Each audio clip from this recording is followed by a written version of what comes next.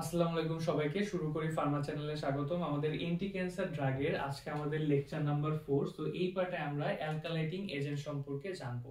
So অ্যালকালাইটিং এজেন্টের mechanism of অ্যাকশনটা আমরা দেখব। আর এই মেকানিজম অফ অ্যাকশনে অ্যাকচুয়ালি এটা কিভাবে কেমিক্যালি কাজ করে সেই সকল কেমিক্যাল রিঅ্যাকশন গুলা বা কেমিক্যাল বাইন্ডিংস গুলা সম্পর্কে আমরা জানবো। আর যেহেতু অ্যালকালাইটিং এজেন্ট একটা ভাস্টলি ইউজ মেডিসিন আমাদের এন্টি ক্যান্সারের ড্রাগ ক্লাসিফিকেশনের মধ্যে, তাই এটার একটা বেসিক মেকানিজম অফ অ্যাকশন বা ইন ডিটেইলস কিছু ইনফরমেশন আমরা জানবো। সো অ্যালকালাইটিং এজেন্ট আমরা কাকে বলি? অ্যালকালাইটিং এজেন্ট হলো ওই ধরনের কেমিক্যাল যারা অ্যাকচুয়ালি অ্যালকাইল গ্রুপ ডোনেট করতে পারে। সো অ্যালকালাইটিং এজেন্ট বডিতে অ্যাডমিনিস্টার করার পরে অ্যালকাইল গ্রুপ ডোনেট করবে, আর সেই অ্যালকাইল গ্রুপ গিয়ে আমাদের ডিএনএ, আরএনএ বা কিছু এনজাইম রয়েছে সেগুলোর সাথে বাইন্ড করবে।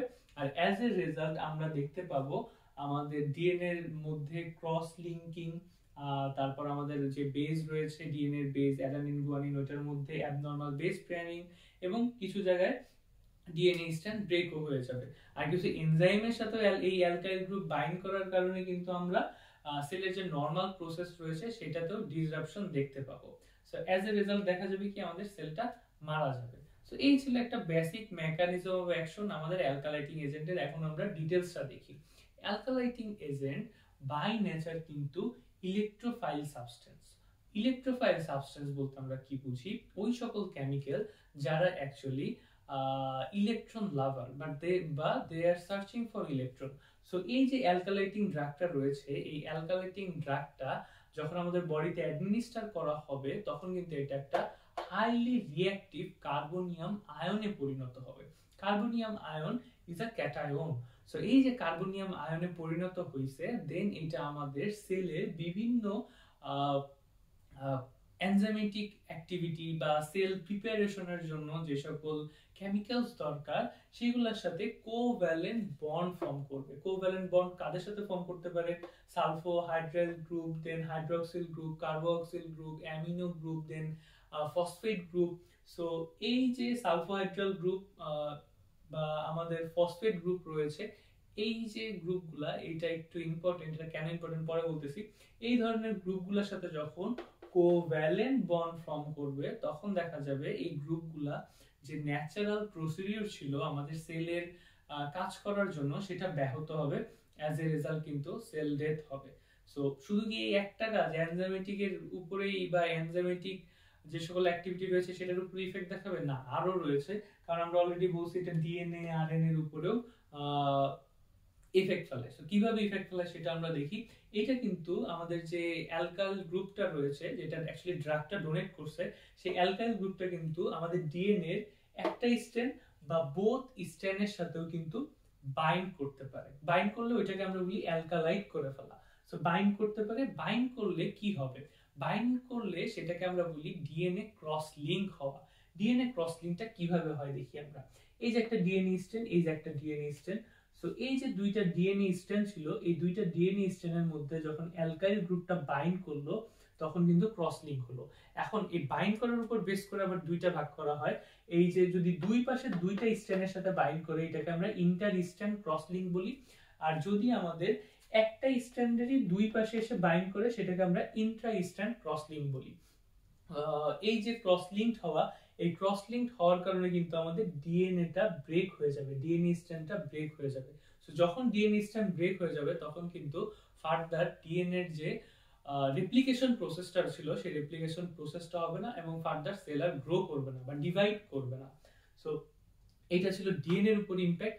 এছাড়াও আরেকটা কথা আমরা বলেছিলাম, ডিএনএ এর উপর বলা মানে সো অ্যাজ আরএনএ এর উপরেও বলা।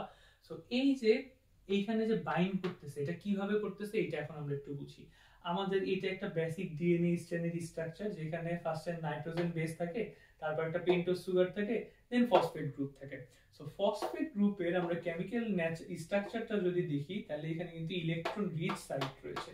ইলেকট্রন রিচ সাইট যেহেতু রয়েছে আর কার্বনিয়াম আয়ন যেহেতু এটা একটা ক্যাটায়ন বা আমরা বলতে পারি এটা একটা ইলেকট্রোফাইল সাবস্টেন্স। তো এই ইলেকট্রোফাইল সাবস্টেন্সের অ্যালকাইল গ্রুপটা যে কিন্তু এই যে জায়গাগুলো রয়েছে ফসফেটের, এই ফসফেটের সাথে বাইন্ড করবে।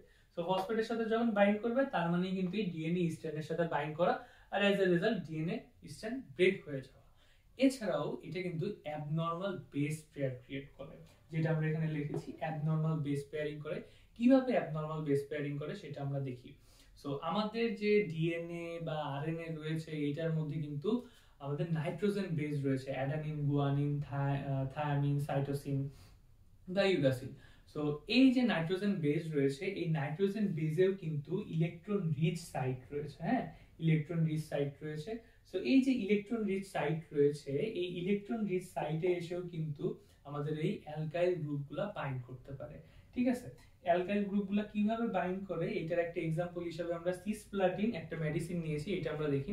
তো সিসপ্লাটিন যখন আমাদের বডিতে অ্যাডমিনিস্ট্রার করা হয় দেন এই ড্রাগটার অ্যাকুয়েশন হয়। অ্যাকুয়েশন হওয়ার মানে হলো এটা থেকে একটা ক্লোরিন আয়ন চলে যাবে আর একটা ওয়াটার মলিকিউল এন্টার করবে। এন্টার করার পরে এইটার যে প্লাটিনামটা রয়েছে এই প্লাটিনামটা উই নো প্লাটিনাম 2+ হয়। প্লাটিনাম 2+টা গিয়ে আমাদের গুয়ানিন বেজের সাথে বাইন্ড করবে। বাইন্ড করার পরে দেখা যাবে এই যে অ্যালকাইল গ্রুপটা রয়েছে এইটা অন্য একটা বেজের সাথে বাইন্ড করবে। কারণ হলো শুধুমাত্র গুয়ানিন না, গুয়ানিন ছাড়াও অন্যান্য বেজেরও কিন্তু ইলেকট্রন রিচ সাইট রয়েছে। যেরকম অ্যাডানিন আর সাইটোসিনের জন্য কিন্তু আমাদের N3 পজিশনটা, দ্যাট মিন্স এদের যে নাইট্রোজেন 3 নাম্বার পজিশনটা সেই পজিশনে কিন্তু ইলেকট্রন রিচ হয়, সেই জায়গাতে গিয়েও কিন্তু বাইন্ড করবে। সো এই যে বাইন্ড করার কারণে দেখা যায় কি গুয়ানিন বা অ্যাডানিনের সাথে কিন্তু গুয়ানিনের একটা বন্ড হয়ে যাবে, যেখানে অ্যাডানিনের সাথে থায়ামিনের ন্যাচারালি বন্ড হওয়ার কথা। সো এই বন্ডটা হয়ে গেলে কিন্তু আমাদের বেস পেয়ারের মধ্যে আমরা একটা অ্যাবনর্মাল বেস পেয়ারিং দেখতে পাই। সো অ্যাবনর্মাল বেস পেয়ারিং হওয়া বা ডিএনএ স্ট্র্যান্ড ব্রেক হয়ে যাওয়া, যেটা আলটিমেটলি কিন্তু আমাদের সেলের যে রেপ্লিকেশন হওয়া, ডিএনএ রেপ্লিকেশন হওয়া সেটাকে নষ্ট করবে এবং সেল ডেথ কজ করবে, ঠিক আছে। সো নিউক্লিওফিলিক সাবস্টেন্স এই কথাটা বলছি কিনা আই ডোন্ট রিমেম্বার, তো আবার একটু বলি। নিউক্লিওফাইল সাবস্টেন্স বা নিউক্লিওফিলিক সাবস্টেন্স যেগুলো হলো কি আমাদের ফসফেট গ্রুপ, হ্যাঁ, যেটার কথা বলেছিলাম। সো এই যে একটা আমাদের নিউক্লিওফাইল সাবস্টেন্স যেটা কি আছে আমাদের ডিএনএ এর মধ্যে আছে। তো এছাড়াও আমাদের গুয়ানিনের ভিতরে এই যে নাইট্রোজেনটা এটা একটা ইলেকট্রন রিচ সাইট। সো এই যে নাইট্রোজেনের যে একটা এখানে কিন্তু ওয়ান পেয়ার ইলেকট্রন রয়েছে, যেটাকে আমরা আলটিমেটলি বলতে পারি এটা অ্যাকচুয়ালি লোন পেয়ার ইলেকট্রন থাকে, বন্ড পেয়ার থাকে না, লোন পেয়ার থাকে। এই লোন পেয়ারের সাথে আলটিমেটলি প্লাটিনাম বাইন্ড করে। সো প্লাটিনাম বলি আবার অ্যালকালাইটিং ড্রাগের মধ্যে एग्जांपल দিচ্ছি, এটা নিয়ে একটু কনফিউশন আছে, সেই কনফিউশন আমরা দূর করি। Cisplatin, carboplatin they also show the same mechanism of alkylating drug. এই কারণে সিসপ্লাটিন, কার্বোপ্লাটিন তারা প্লাটিনাম তাদের তাদের মধ্যে প্লাটিনাম আয়ন ইউজ করা হয়, কিন্তু স্টিল তাদেরকে অ্যালকালাইটিং ড্রাগের ক্লাসিফিকেশনের মধ্যেই রাখা হয়েছে। আরেকটা কনফিউশন যেটা স্টুডেন্টদের মধ্যে থাকে সেটা হলো যে যেহেতু অ্যালকালাইটিং এজেন্ট অ্যালকাইল গ্রুপ ডোনেট করতেছে এবং এই অ্যালকাইল গ্রুপ গিয়ে আমার একটা ইলেকট্রন রিচ সাইডের সাথে বাইন্ড করতেছে, তার মানে অ্যালকাইল গ্রুপ কি আমার ইলেকট্রোফাইল সাবস্টেন্স।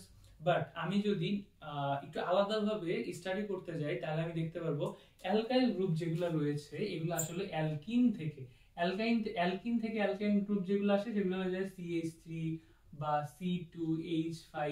সো এরা কিন্তু দেখা যায় স্ট্রাকচার রাখলে দেখা যাবে কার্বনের একটা হাত ফাঁকা আছে। সো এরা কিন্তু দেখা যায় বাই ন্যাচারাল নিউক্লিওফিলিক হয়ে থাকে। দ্যাট মিন্স তারাও কিন্তু ইলেকট্রন ডোনেট করতে চায়। তাহলে এই অ্যালকাইল গ্রুপ মেডিসিনের মধ্যে এসে কিভাবে ইলেকট্রোফিলিক হয়ে যায়, কারণ এটা কিন্তু শুধু একটা অ্যালকাইল গ্রুপ আকারে থাকে না, এটা একটা কমপ্লেক্স কেমিক্যাল ফর্মুলা হিসেবে থাকে, যার কারণে দেখা যায় অ্যালকাইল গ্রুপটা আমার ইলেকট্রোফিলিক বা ইলেকট্রোফাইল সাবস্টেন্সের মতোই কাজ করে। সো এই ছিল আমাদের অ্যালকালাইটিং ড্রাগের মেকানিজম অফ অ্যাকশন এবং এটা কিভাবে আমাদের বেজের সাথে বেজের ক্রস লিংক করতেছে বা আমাদের ডিএনএ এর মধ্যে ক্রস লিংক করতেছে এন্ড আমাদের ডিএনএ রেপ্লিকেশনটাকে নষ্ট করে দিচ্ছে। এছাড়াও যদি আরেকটা কথা আমরা বলতে চাই সেটা হলো যে এটা কিন্তু একটা টার্গেটেড থেরাপির মধ্যে পড়ে না। টার্গেটেড থেরাপির মধ্যে পড়ে না মানে হলো এইটা কিন্তু কোনো টার্গেটেড সাইট নাই বা কোনো সেল সাইকেলের মধ্যে টার্গেটেড টাইম নাই। এটা আমাদের সেলের রেস্টিং ফেজ বা ডিভাইডিং ফেজ দুইটা টাইমে কিন্তু অ্যাটাক করতে পারে, ঠিক আছে। যার কারণে এই যে আমরা এখানে পয়েন্টটা দিছি specific action act on resting and dividing cell. So দুই টাইমে কিন্তু এটা অ্যাটাক করতে পারে।